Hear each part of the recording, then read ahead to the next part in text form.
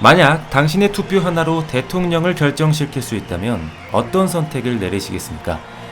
여기 세계 최강대국 미국의 대통령을 결정할 수 있는 한 남자가 있습니다. 미국 뉴멕시코주의 작은 마을에서 살고 있는 버드라는 중년 남성이 바로 그 사람인데요. 얼마 전에 일하던 공장에서 잘리고 하루하루 빈둥거리며 살아가고 있는 한량이면서 정치에는 전혀 관심이 없는 그에게 도대체 왜 그 중대한 결정을 내릴 수 있는 권한이 생긴 걸까요? It's your civic responsibility. 당연히 그 정답은 대통령을 뽑을 수 있는 국민, 즉 유권자이기 때문입니다. 한 표의 가치는 실로 위대합니다. 그 한 표들이 모이고 모여서 국가의 운명을 결정짓게 되는 거니까요. 버드의 한 표 역시 마찬가지입니다. 물론 영화적 재미를 위해서 상황이 좀 과장된 측면이 있는데요. 그 배경을 잠깐 살펴보도록 하겠습니다. I'm supposed to report on you voting, remember? 딸 몰리의 학교 숙제가 투표용지를 내야 하는 거여서 대통령 선거일에 투표를 하기로 딸과 약속했었던 버드. 그러나 술에 취해서 투표소에 가지 못했고 결국 몰리가 아빠 대신에 투표를 하려다가 전원이 끊기는 사고로 그 투표가 무효가 되고 맙니다. 이런 상황에서 후보자들의 득표가 동률이 되면서 무효 처리된 투표권을 가진 버드에게 다시 재투표를 할 수 있는 상황이 오게 된 거죠. 사실 이건 말도 안 되는 상황입니다. 후보자의 득표가 똑같은 경우는 정말 나오기 힘든 확률이니까요. 어쨌든 이 기막힌 상황 속에서 버드는 미국의 국민으로서 그 권리를 당연히 사용할 수 있는 유권자이기 때문에 그에게 다시 재투표를 할 수 있는 기회가 생깁니다. Voting doesn't count for a goddamn thing, okay? 하지만 버드는 앞서 소개해드렸다시피 정치에 전혀 관심이 없는 인물인데요.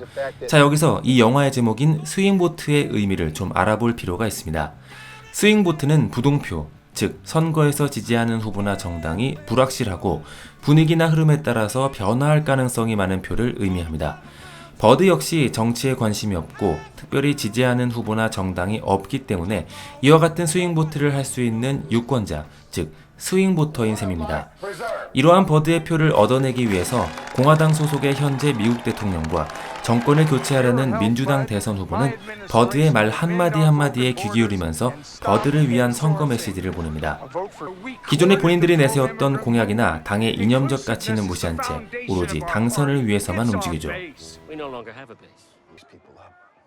하지만 버드는 자신에게 쏟아져 오는 언론의 스포트라이트가 불편하고 누가 대통령이 되든 말든 여전히 관심이 없는 상태였습니다.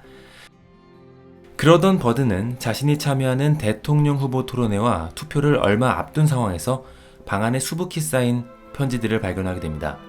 대통령을 결정지을 수 있는 버드에게 미국 전역에서 수많은 사연들이 보내진 거죠.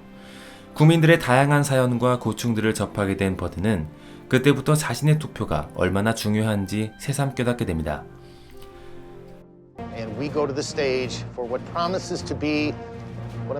투표에 앞서 버드의 사유로 진행된 대통령 토론회. 본격적인 토론에 앞서 버드는 자신의 이야기를 들려줍니다.